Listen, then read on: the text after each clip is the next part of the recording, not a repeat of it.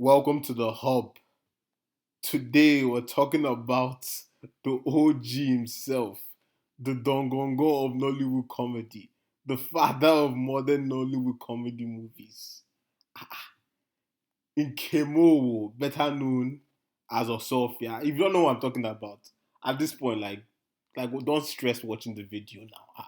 Like you should know who I'm talking about. And just heads up, before the older Nollywood movie watchers will come for me, we are intentionally not. Obviously, these are like honorary mentions. The other parts of the list are like honorary mentions, but we're intentionally leaving out movies like Things Fall Apart, Circle of Doom, Rattlesnake, Okwa. We know that's part of the come up. That was part of the story. That was part of the Osofia mystique.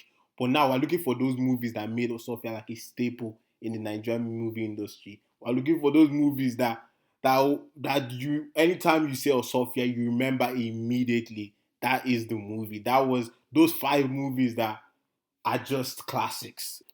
So yeah, let's get straight into it. Number five on the list, The Master, shown in 2004 with all co-actors Kanayo Kanayo, Charles Inoje. The Master is the movie that produced "I Go Chop Your Dollar" as a theme song. The song that literally like everyone's one member of your family can sing at least a part of the song.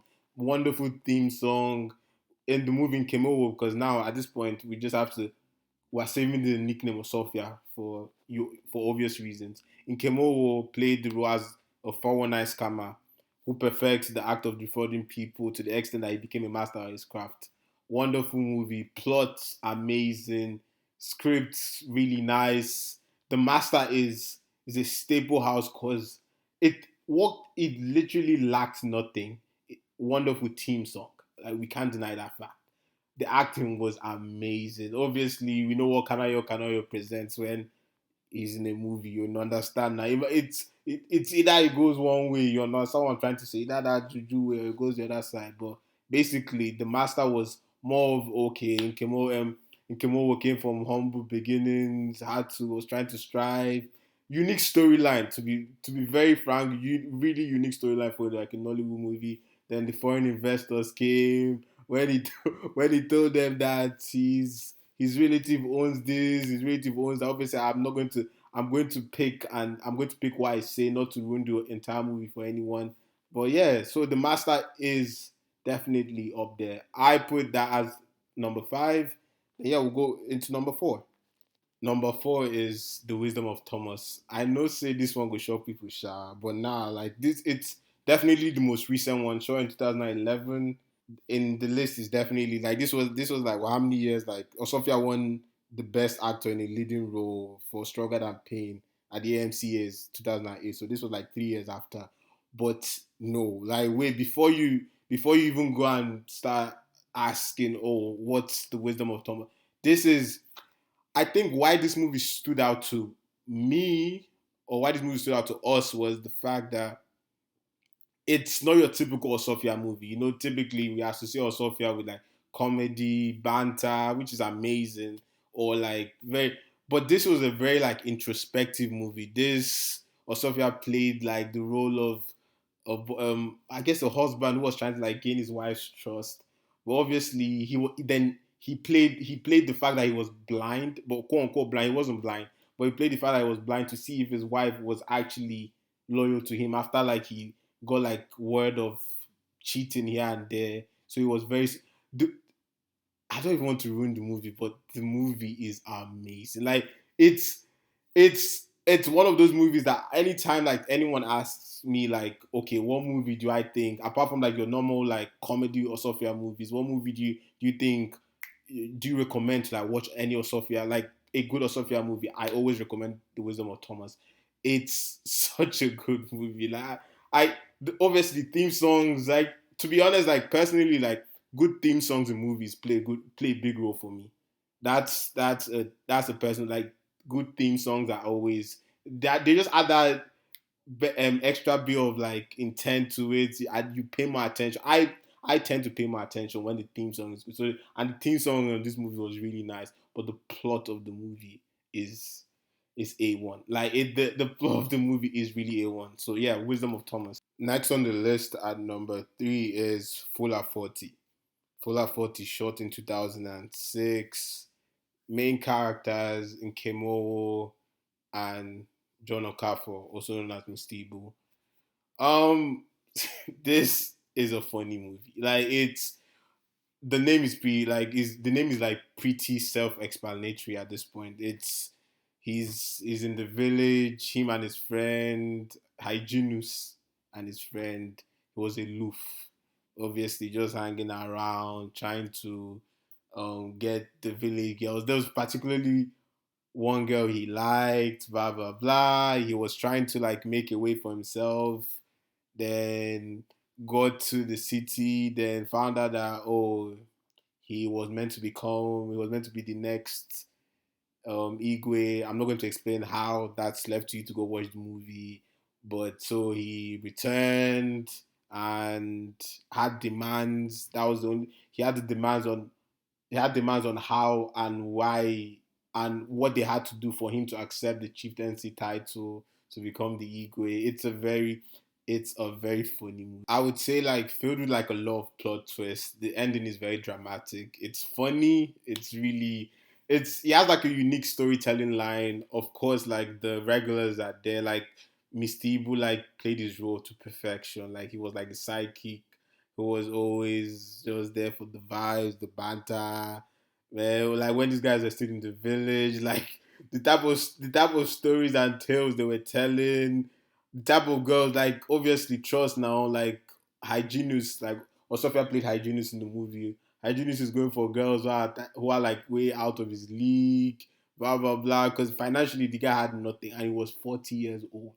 Like the whole plot of it is just it's so stupid, but it's more of like I think why it ranks high up there in my list is it's very educational. It's something that happens a lot.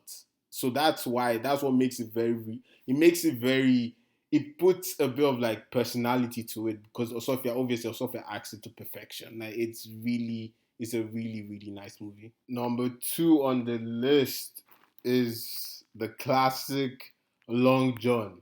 Longer John. Oh my god, what can I even say about the movie? Co-actors Nkem Owoh and the late great Sam Loco. It's Long John. Yeah, by the way, Long John was shot in 2002. This is when I would say this was when Osuofia. This was the start of Osuofia's run. That run he had between like 2002 to 2006, where Sofia was destroying every movie, every lead role he had in Nollywood. Like it wasn't even close. Like the team be no day close. Sofia been the run streets, bro. Yeah, Long John is Long John is what a lot of comedy movies in Nigeria right now are trying to emulate, are doing their best to emulate, but can't quite get it. It's those sort of movies that it's that type of movie that it doesn't have like a distinct plot. Like this is you can't say this is the storyline. Oh, Sophia started from here as Long John and ended here, and this is what he learned. Blah blah blah. No, it's more like it's you know those movies that are like full fledged comedies that are just everywhere. They're everywhere, but they still have a storyline. But it's just funny. Like every scene is designed to be funny. Every scene is made to be funny.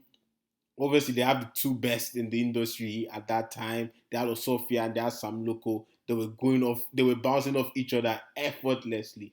Young, Long John, like it goes from Sofia catching his wife cheating, or Nkem catching his wife cheating, to him also doing some messy things, Sam Loco doing messy things. They were now in the village. They were now chiefs in the village. Like it's your typical village or Sofia movie, but it's just funny. It's everywhere, but it's still put together. It's just a good movie. I think it was the movie that started the run that Sofia had, where he just became a legend. The movie is so funny. And at number one, this is probably like the easiest one. Like anyone could guess this as long as you've watched Nkem Owoh movies in this lifetime to guess this. But in case you don't know, in case you couldn't guess, it's the movie that made us Sofia or Sofia. Osuofia in London. That's number one. That's number one on our list. That's number one on probably everyone's list.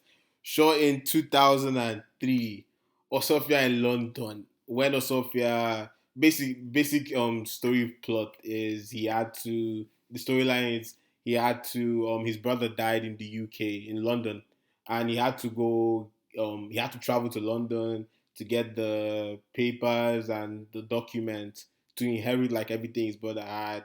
So he had to go to London, and the madness happened in London. I think what makes this not just an Osofia staple, but a Nollywood staple is most movies that have required an actor, a Nigerian actor, a Nollywood actor going abroad have taken like inspiration from this movie because everything around oh you go to a foreign land and you like meet with the people, you kind of like play off the people, you have to be funny a bit. Obviously, you're not a caricature of yourself. You're still holding up to like the Nigerian culture, but at the same time you're like balancing it. It's basically like Osofia in London was like was like the perfect balancing act because Osofia was able to like merge that Nigerian culture while still making us laugh and not looking stupid. Like it's such a good. Obviously, like the name speaks for itself. Like it's a classic. Like every family, every household has watched Osofia in London at least once. Like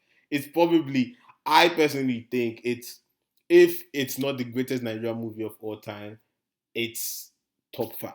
Like it's just a staple of Nollywood. I think it took us to that next level. Like not like Osofia and London took Nollywood to that level where we didn't just cross the boundaries, but it was like because don't forget, part one took us to London, part two brought us back to Nigeria. I didn't just bring us back to Nigeria, it brought us back to the village. It brought the I don't want to ruin it, but the it brought Osofia's brother's wife back to the village to Nigerian villages where it was more of, like, it was a beautiful culture blend. It's that movie that you can sell to anyone and be like, okay, this is a movie that balances everything. This is a movie that you understand from your perspective, being an outsider. This is a movie that you also understand from our perspective, being Nigerians.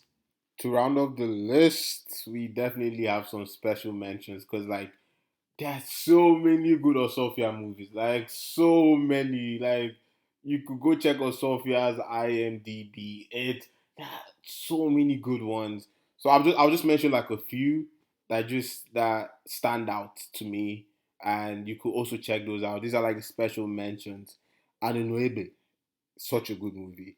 Really funny. Lionheart, very like Lionheart is a really recent movie. The one that directed by Genevieve. Osofia, I don't even need to explain. These are just like special mentions. Agaba is really good too. Igbudu is really funny. Mr. Trouble and Atinga is funny. Atinga is pure comedy.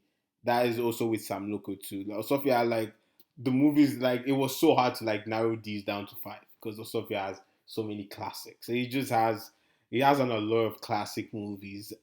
The ones with Sam Loco are always the vibe that the two of them have on movies or movie sets has to be like I wish I was there to just feel this vibe. Like it's contagious the way these guys bounce off each other. Like the energy is good, the vibes are good.